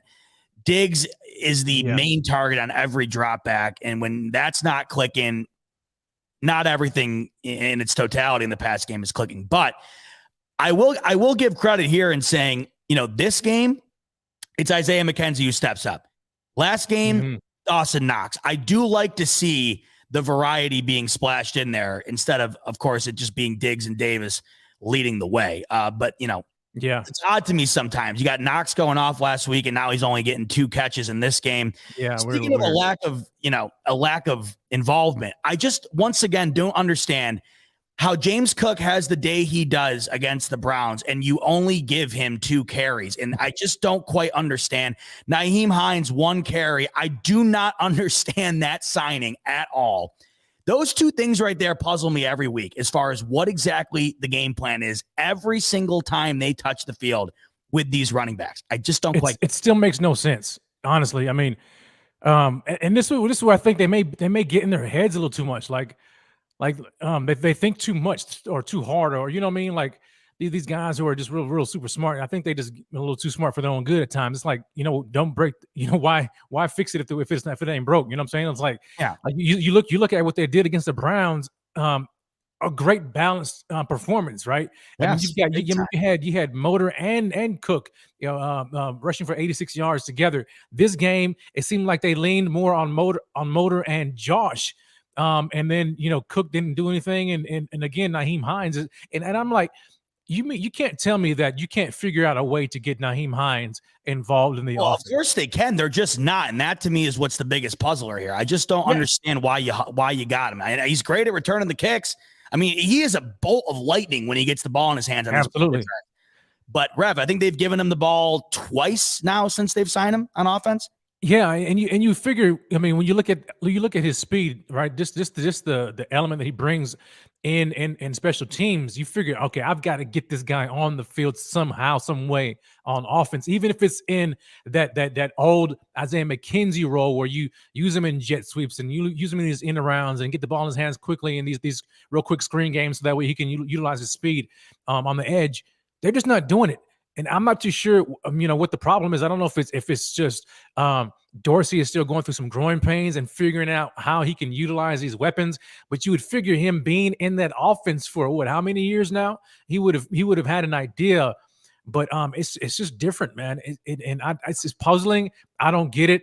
I'm sure Brandon Beane is probably scratching his head too. Like I spent assets getting guys like Nyheim Hines and D. Marlowe also back to the team, and they're not playing at all. It confuses me because it's not like it's rocket science to get the ball in the hand of a running back. It's not. I mean, we've seen. No. I know it might be apples to oranges just based on the talent level, but you see San Francisco bring Christian McCaffrey in, and then all of a sudden the offense for the most part is revolved around him. And you mean to tell me Nyheim Hines can't get more than a carry in a game? That to me is just puzzling. I just don't quite understand what the motive was behind the move. But the other thing that I think kind of speaks to that point is you see the day that James Cook had against Cleveland. Yes. And you just give him 2 carries. And I think what you said is accurate. You give Josh Allen the bulk of those carries that maybe James Cook would have had, but there's no cohesion there. Every week seems to be different. And that to me, I think is what's kind of got everybody confused. Let's talk about Dorsey for a quick second here, because everybody's got something to say about him. And I think one of the things that I find to be maybe the most polarizing take when it comes to him is a lot of Josh Allen's errors are being blamed on him. A lot of people are saying that it's coaching that is affecting Josh Allen's decision-making. That, to me, is something I don't necessarily buy into. Dorsey's not the one that is having Josh Allen throw certain passes the way he does. Do I think that it has affected it to some degree? Perhaps. But I don't necessarily know. No matter what your take is on Dorsey, I don't necessarily know if it's fair to go to that argument when it comes to whether or not you think he's the guy. Well, I think he deserves some blame. I totally agree. I see a lot of people saying that the Josh Allen regression over the last couple of weeks has a lot more to do with coaching than anything else. Looks like Rev cut out a little bit there. I mean, look at when I'm thinking of Dorsey, overall this year, you take a look at his body of work, and I don't necessarily know if it screams inadequate. I don't necessarily know if it screams genius either. You got to remember, this is the guy's first year on the job. Now, I think takes like what Tank Bulldog's coming here and saying. He's saying, I think Dorsey is way too predictable. Well, that's also something that a lot of people were saying about Brian Dable a year ago, the predictability. I remember a lot of takes to that point about the run game. Rev, I'm just talking about real quick. Tank came in here and said that Dorsey's predictable. But I think a lot of people were saying that about Dable last year when it came to the run game too. We got to remember this is the first year, and there's going to be growing pains. What I'm specifically honing in on, because I have seen things from Dorsey that are a bit puzzling, including the usage of the running backs. What I'm honing in on here is, do you think it's fair to kind of chalk up the last several weeks of Allen that where the play hasn't been nearly to the caliber in which we know it can be from him? I mean, are we not going to give Dorsey then the credit for how great it was in the beginning of the year? I mean, that's the thing. Yeah, right. All of a sudden it just falls off. Yeah, no. Allen deserves a lot of the blame, a lot of it. These past, I mean, since the bye week, right? I mean, he's been bad at times, uncharacteristically bad. And so yeah, I mean, you can't blame Dorsey for Josh's decision making, especially in the red zone at times. You know, that's not on Dorsey. Now where I will say that Dorsey could, I mean, you can probably kind of, you know, question some of his decision making from a play calling standpoint is in the red zone at times. When you look at their percentage, like I think last year they were, the Bills ended up finishing the league first in red zone. Red zone's a real problem right now. Yeah, they were first in the league last year. Number one in red zone scoring with touchdowns only, not field goals. This year, I think before this game against the Lions, I think they were like 18th or 19th or something like that. They're very bad. So I mean, huge discrepancy there in red zone scoring. And so maybe you switch up, maybe you bring some more variety into the play calling in the red zone to get these guys to get, I guess, to create some sort of a spark and then I guess that's where you used to see Dable with some more creative plays. I agree. In the red zone last year. So I think right there, if they can correct that, now obviously, you know, right, we got to clean up the turnovers, right, and then that falls on the back of Josh Allen off the top. But then once you get in the red zone, that's it. If they can convert those red zone opportunities into touchdowns instead of field goals, this team will look markedly different and probably looking back to as dominant as they were towards the first half of the season. You know, Raven's coming in here, he's saying, you know, and I think there's some truth to this. There have been a couple of interceptions where it seems like guys were out of place. Not all of them, though. I mean, this is the thing. You got to look at it both sides. Like, yes, were there interceptions? I think even the one last week against the Lions, it was tipped up in the air. It seemed like the route wasn't necessarily what Allen thought it was going to be. It results in an INT. But there were a couple of these interceptions, you know, off the bat. I can think of the two against the Jets, where it just seemed like that was completely Allen's decision making. So I think, Josh, even Josh admitted to it. I mean, he said, look, you know, that first one, I think when he was targeting Knox, he said he didn't see the defender that kind of peeled back and was in front of him. And then the other one when he threw it to, I think it may have been the Sauce. I can't remember, but anyway, he's like, I just had a brain fart. Yeah. You know, so like Josh is, I mean, he's owning up to it and he's been making these mistakes. Even the Green Bay Packers one, when he threw kind of like across his body and threw it right to, you know, was like a Jair Alexander.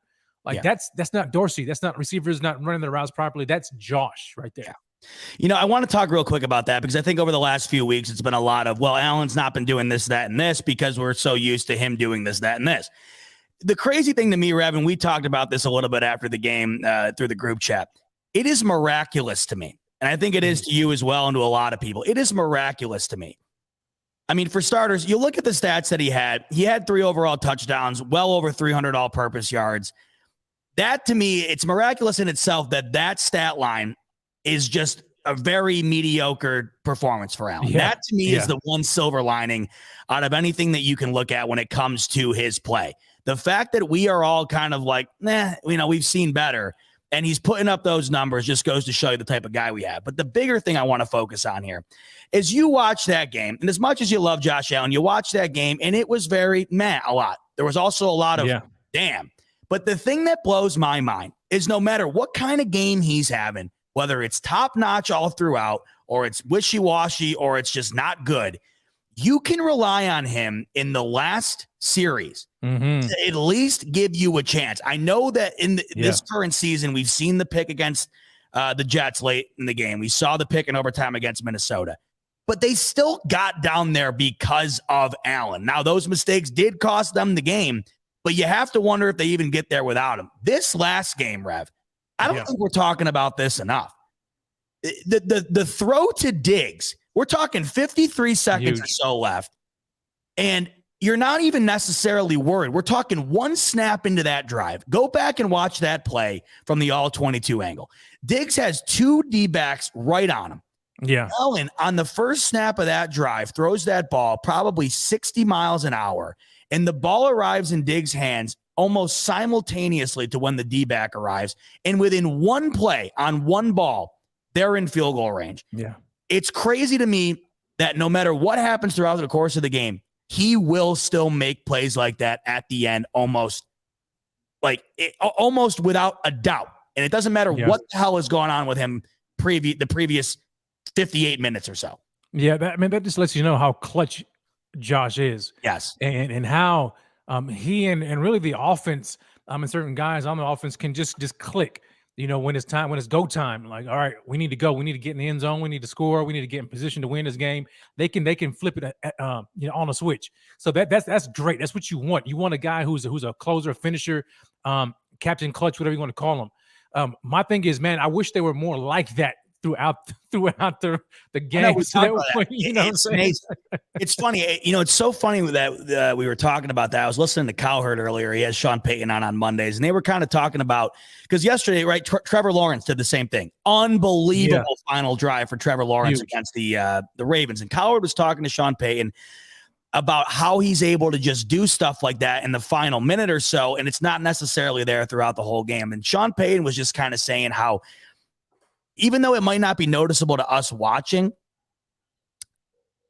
in the moment, that particular situation, it's like everything else is out the door from what was going on earlier in the game on both sides.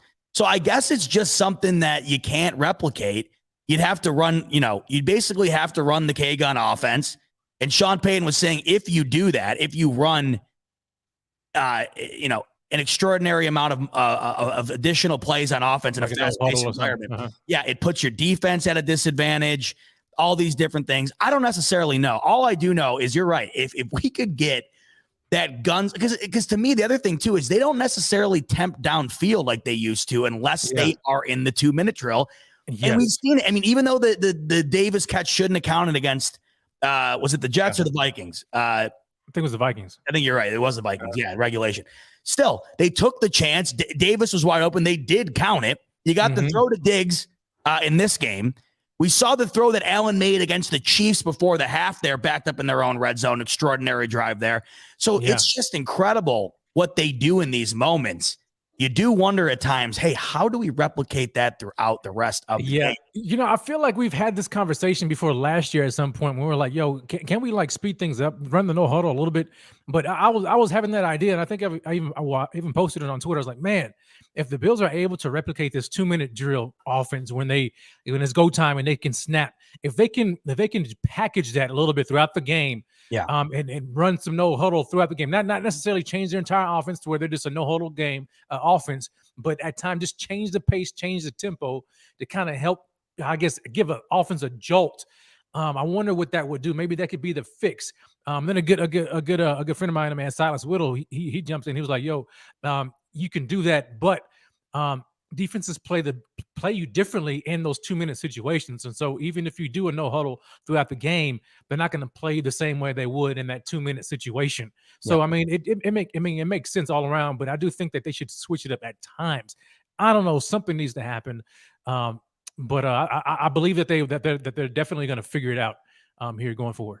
A bit of a topsy-turvy game, but a lot of props to give out in that game. The defense, I think in different circumstances, really stepped up once again, even though they are seemingly allowing the wide receiver one from the opponent to dominate. And I think that has a lot to do without banged up the secondary. You can't tell me otherwise.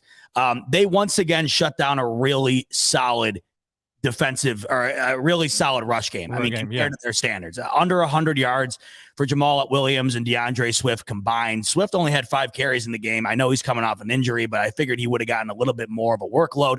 But still, once again, they shut down the Cleveland run game. They did a really good job in this game, I felt, against Jamal Williams and DeAndre Swift, who have been terrorizing defenses over the last several weeks. They got a safety in this game, which wound up being a huge factor in the final outcome. And then overall, my biggest tip of the cap over the last 2 weeks, a guy we're not talking nearly enough about, probably because we don't want to be settling for these situations. But guys, Tyler Bass right now is about as good as it gets in the league. I understand he missed an extra point. If you watched any games yesterday while the Bills were off and you watched any of those games yesterday, how many extra points did you see missed? It's not like it's routine like it used to be. We all know this. he had made 150 in a row prior to missing that. And when did he make his kicks against Detroit when it mattered, or when they needed it the most? That's when he made them. And he made 6 of 6 field goals against the Cleveland Browns the week before. Just an unbelievable amount of credit to Tyler Bass, especially making the kick in the situation where they needed it the most at the end to win. Look at the Bills kind of escaped out of that one. Detroit misses. They really did. A chip shot field goal. There was just situations throughout that game where it felt like the Bills just didn't necessarily deserve it. But I like what you said earlier. They found a way, right? They didn't find a way against Miami earlier in the year. They didn't find a way against the Jets. This game could have easily been a loss, Rev. The fact that it wasn't, got to give a lot of credit to the little things that were done, despite all the things that you could look at in this game that you didn't love. You look at that Diggs pass on the final drive. You look at Tyler Bass being clutch. You look at Isaiah McKenzie stepping up. You look at them kind of suppressing the run game. These things throughout the totality of the game might not have stood out, but when you look at the culmination of the final score, it all kind of came together. Yeah. And that's where we move forward here, Rev. We got 3 unbelievably big games coming up. Yeah. Huge. And the way I look at these upcoming 3 games, and this is really for all these games remaining here, they are necessarily, to some extent, playoff type games. Every win or loss is going to dramatically affect not only their seeding, but ultimately the ability to win this division. You have 3 straight AFC East games remaining. The Bills sitting at 8-3 they've played 11 games with 6 remaining. 4 of those 6 are AFC East games. Yeah. This is essentially a round robin tournament, so to speak, to end the year here for the division. That is what the Bills are entering into. And it starts here Thursday night. This Patriots team, similar to last year, Rev, it's just a team that it is so hard to figure out what you are going to get on a week in and week out basis. They never seem to have any consistency. One week, right, they get absolutely torched by the Chicago Bears. Where the hell did that come from? And then Minnesota, they were just as good as Minnesota throughout that entire game. Very good. Sensibly, and Mac Jones looked phenomenal. That was probably the best game I have ever seen Mac Jones play, and I understand it was in a losing effort. But I'll tell you what, man, if he shows up like that on Thursday night, the Bills are in for a shootout. I tweeted this out during that game, and of course I got some heat because people, I think they took it the wrong way. I said, is Mac Jones right now in this game looking better? And Mac Jones and the Patriots are looking better than the Bills have been recently, because in this particular game, I'm just talking about that game that they played against the Vikings. They looked very good, and they looked better than what the Bills have been putting out on the field. And so I was like, man, if this is Jones threw for a 72% completion percentage, just shy of 400 yards and 2 scores in that game without a pick. You have no reason to suppress yourself in saying that pass game was leaps and bounds better than Buffalo's on Thanksgiving. It absolutely was. It was. It really was. And so it lets me know what they can do. The question is, will they be able to do it against the Bills? Will they be able to be as consistent against the Bills defense? And that remains to be seen, but nevertheless, the potential that they have there. And so you have to, as a Bills team, you have to make sure you prepare for that. You can't take this team lightly and think and have just think, oh, well, look what we did to these guys in the playoffs last year, and just walk into this game thinking that you're just going to absolutely obliterate them like you did in the playoffs. That would be a huge mistake, especially when you look at the way this team now, the Bills, have been playing of late. It's not the same team as they were last year, especially in the playoffs. I mean, it's a fact. And so this team, this Bills, man, they better come ready. I'm not afraid of the Patriots at all. I'm not concerned with them at all. But what I am saying is they do pose a certain I guess certain matchups that we have to be careful with, especially as banged up as our defense has been lately. You don't want to sleep on them and find yourself in a hole going into Foxborough, because, man, you don't want to have to dig out of an 0-3 deficit in the division. That was probably Mac Jones' best game of his career, at least probably the best I've seen. It looked like it, huh? Yeah. Josh Allen put up some of his highest numbers against the Vikings defense too. They have struggled against the pass. It was set up for Mac Jones to take advantage of, but hey, he did take advantage of it. We're not used to seeing Mac Jones put up nearly 400 yards. I don't expect to see that against Buffalo, but the way that they have been defending the pass as of late, did you expect Jacoby Brissett to have the day that he had? The answer is no. Not at all. So it's on the table to some extent.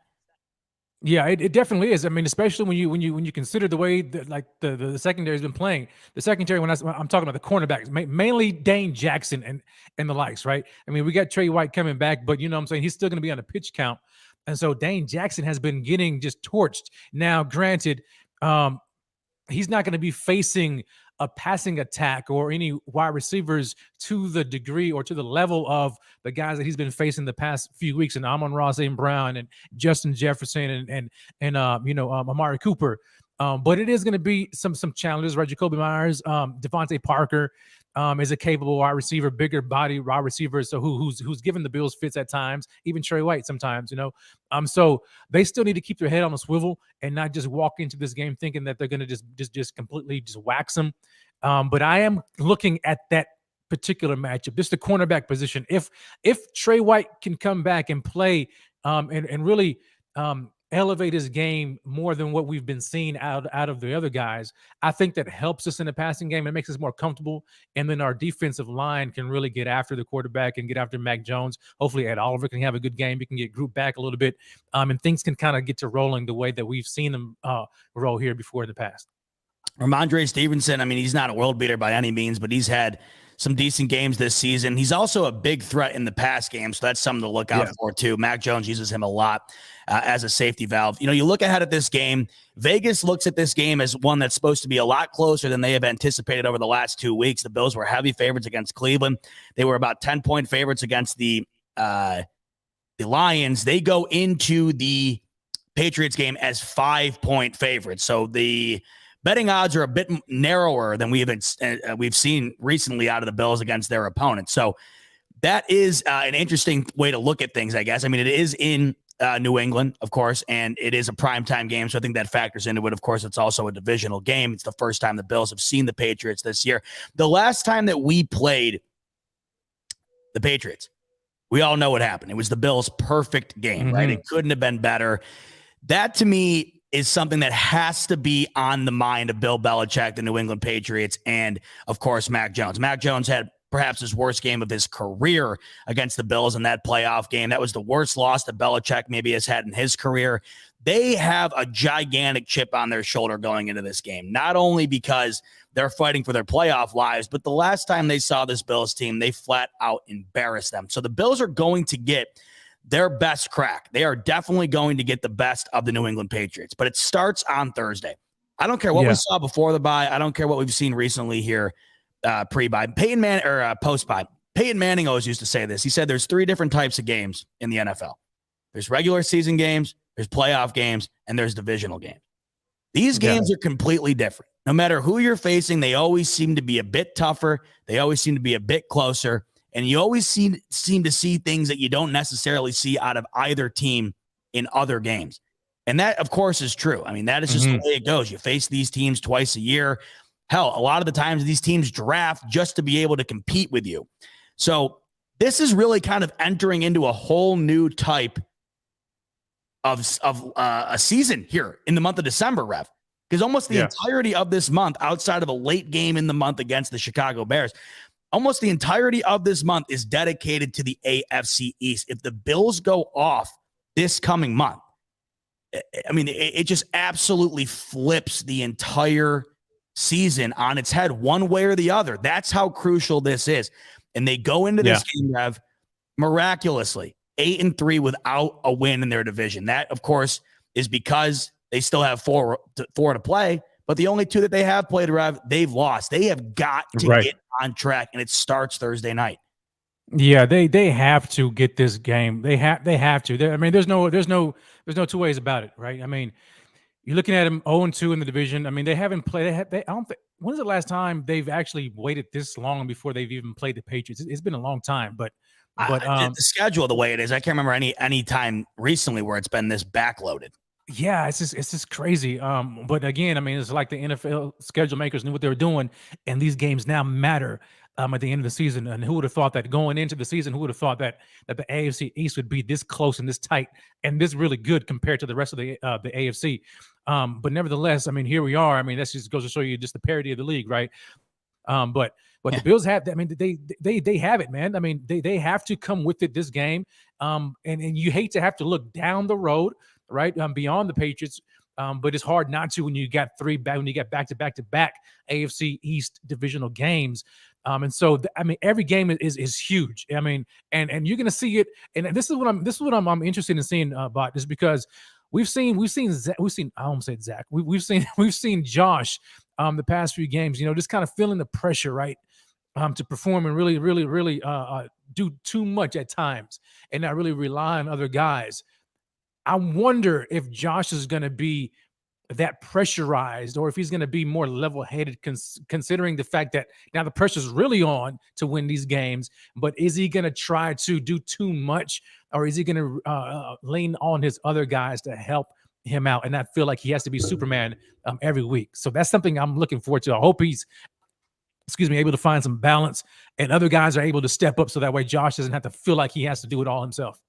And it's a good opportunity to do it, because if you wind up going that route against Belichick, he will burn you for it. That is the key. And this Patriots D is not like the one the Bills witnessed in Orchard Park in the playoffs last year. I mean, they are playing some of the best defense in the league currently. And you mix that with an offense that's more than serviceable. This game, in my opinion, is very much going to be a dogfight. I am very, very intrigued to see in an opportunity where Josh Allen tends to thrive, right? A primetime spot. This is where he usually shines, right? And you're kicking off this gauntlet. I mean, I keep saying it, but that's what it is. I mean, when do you play 3 straight divisional games? It's like an anomaly. I can't even remember the last time I've seen this. Right. It is truly unique. And it's even more unique when you look at the current position the Bills are in within the division. And then when you look at the division in its entirety, I mean, it's so close. So much closer than anybody would have ever guessed before the season. You can make a really good argument that right now the AFC East is the toughest division. Without a doubt. It certainly is in the AFC. Yeah. The NFC East might be a close second, but both Easts are very shocking this year. And in the AFC East, I don't think there's a more shocking division, maybe outside of the AFC West in a bad way. In a good way, though, the AFC East, it could not be more shocking. You have, 3 games coming up here to really flip everything on its head compared to what we've seen previously from the Bills against the AFC East earlier on in the year. So, Rev, let's talk hypothetically before we close up shop here. We got 3 games going on in December here, all AFC East games. What's got you satisfied realistically coming out of these 3 games, moving forward towards the playoffs, but also just kind of looking at how the Bills compete against these 3 teams? I mean, we have to go 3-0. Like there's no two ways about it. Like we can't go 1-2, we can't go 2-1. No, 3-0. If we want to secure the East, we have to sweep the rest of these games. It's a must. That's how serious it is. I think it's very realistic that we can do it. Especially getting the Dolphins back in our field, in Buffalo, and same with the Jets. I think that we can win all 3 of these games, especially if we're able to get healthy on the defensive side of the ball, right?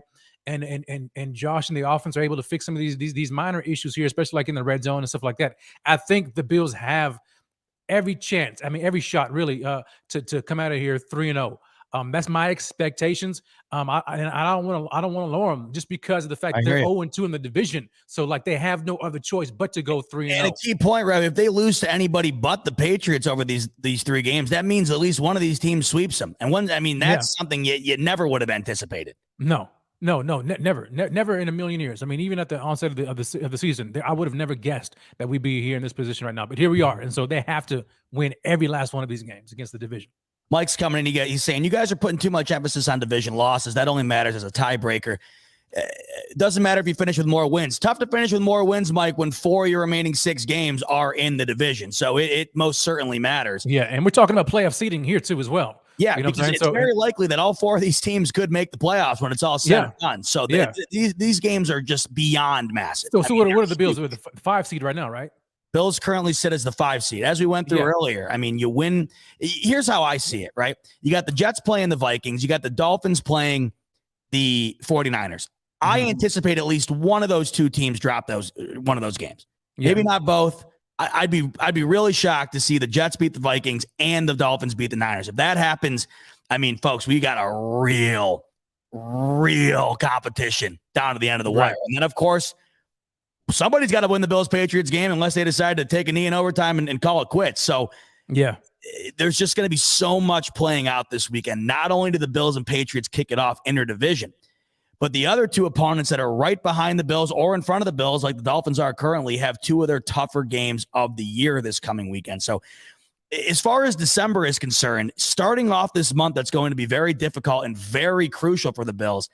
It doesn't get better than what we're going to see early on this coming week. And with the schedules that those other three teams have, if the Bills win on Thursday, they control their own destiny within the division.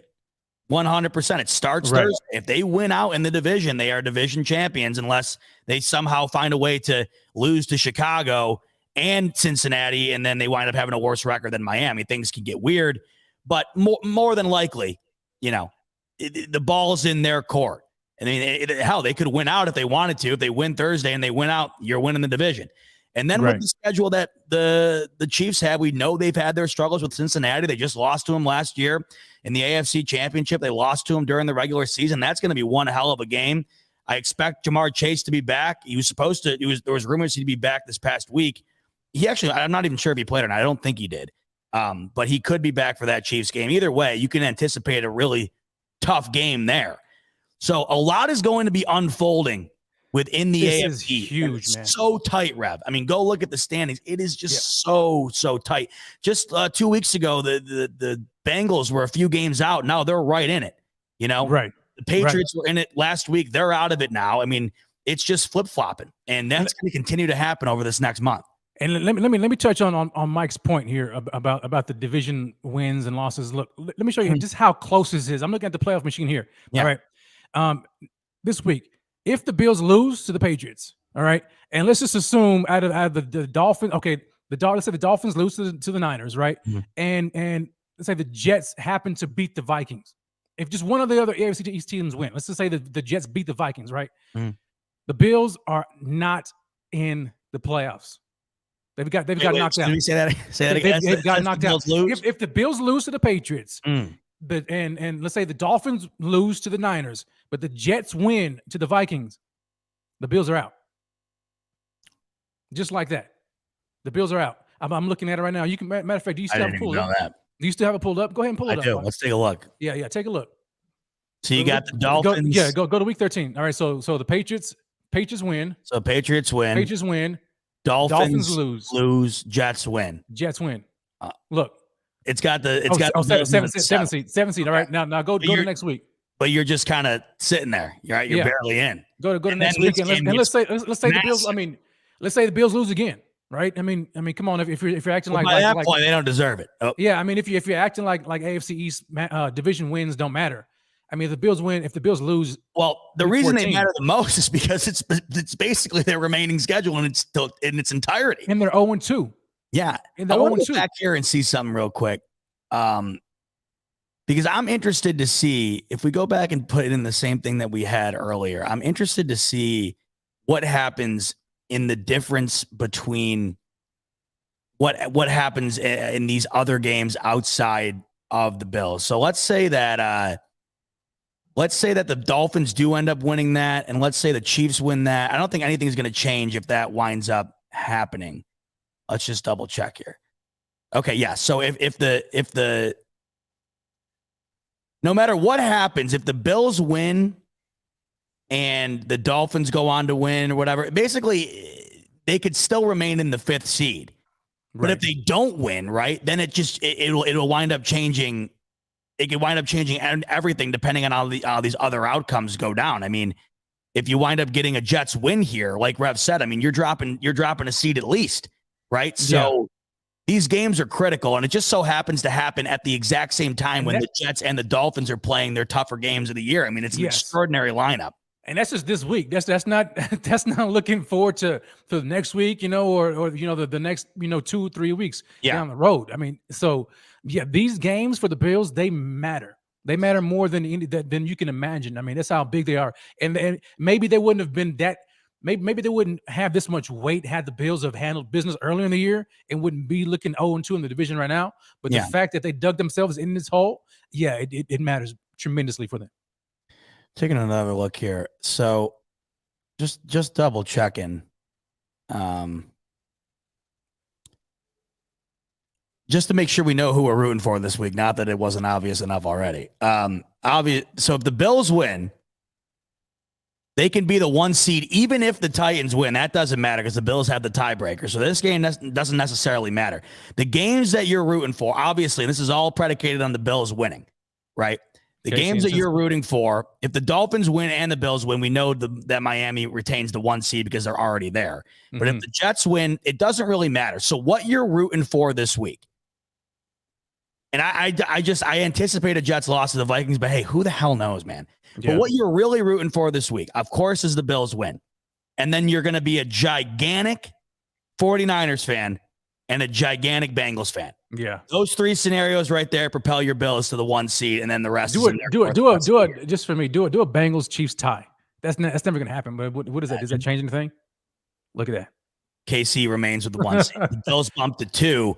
And I got to tell you, a wild card against the Cincinnati Bengals would not be the an ideal fate. Not with them getting Jamar Chase back here too either right now.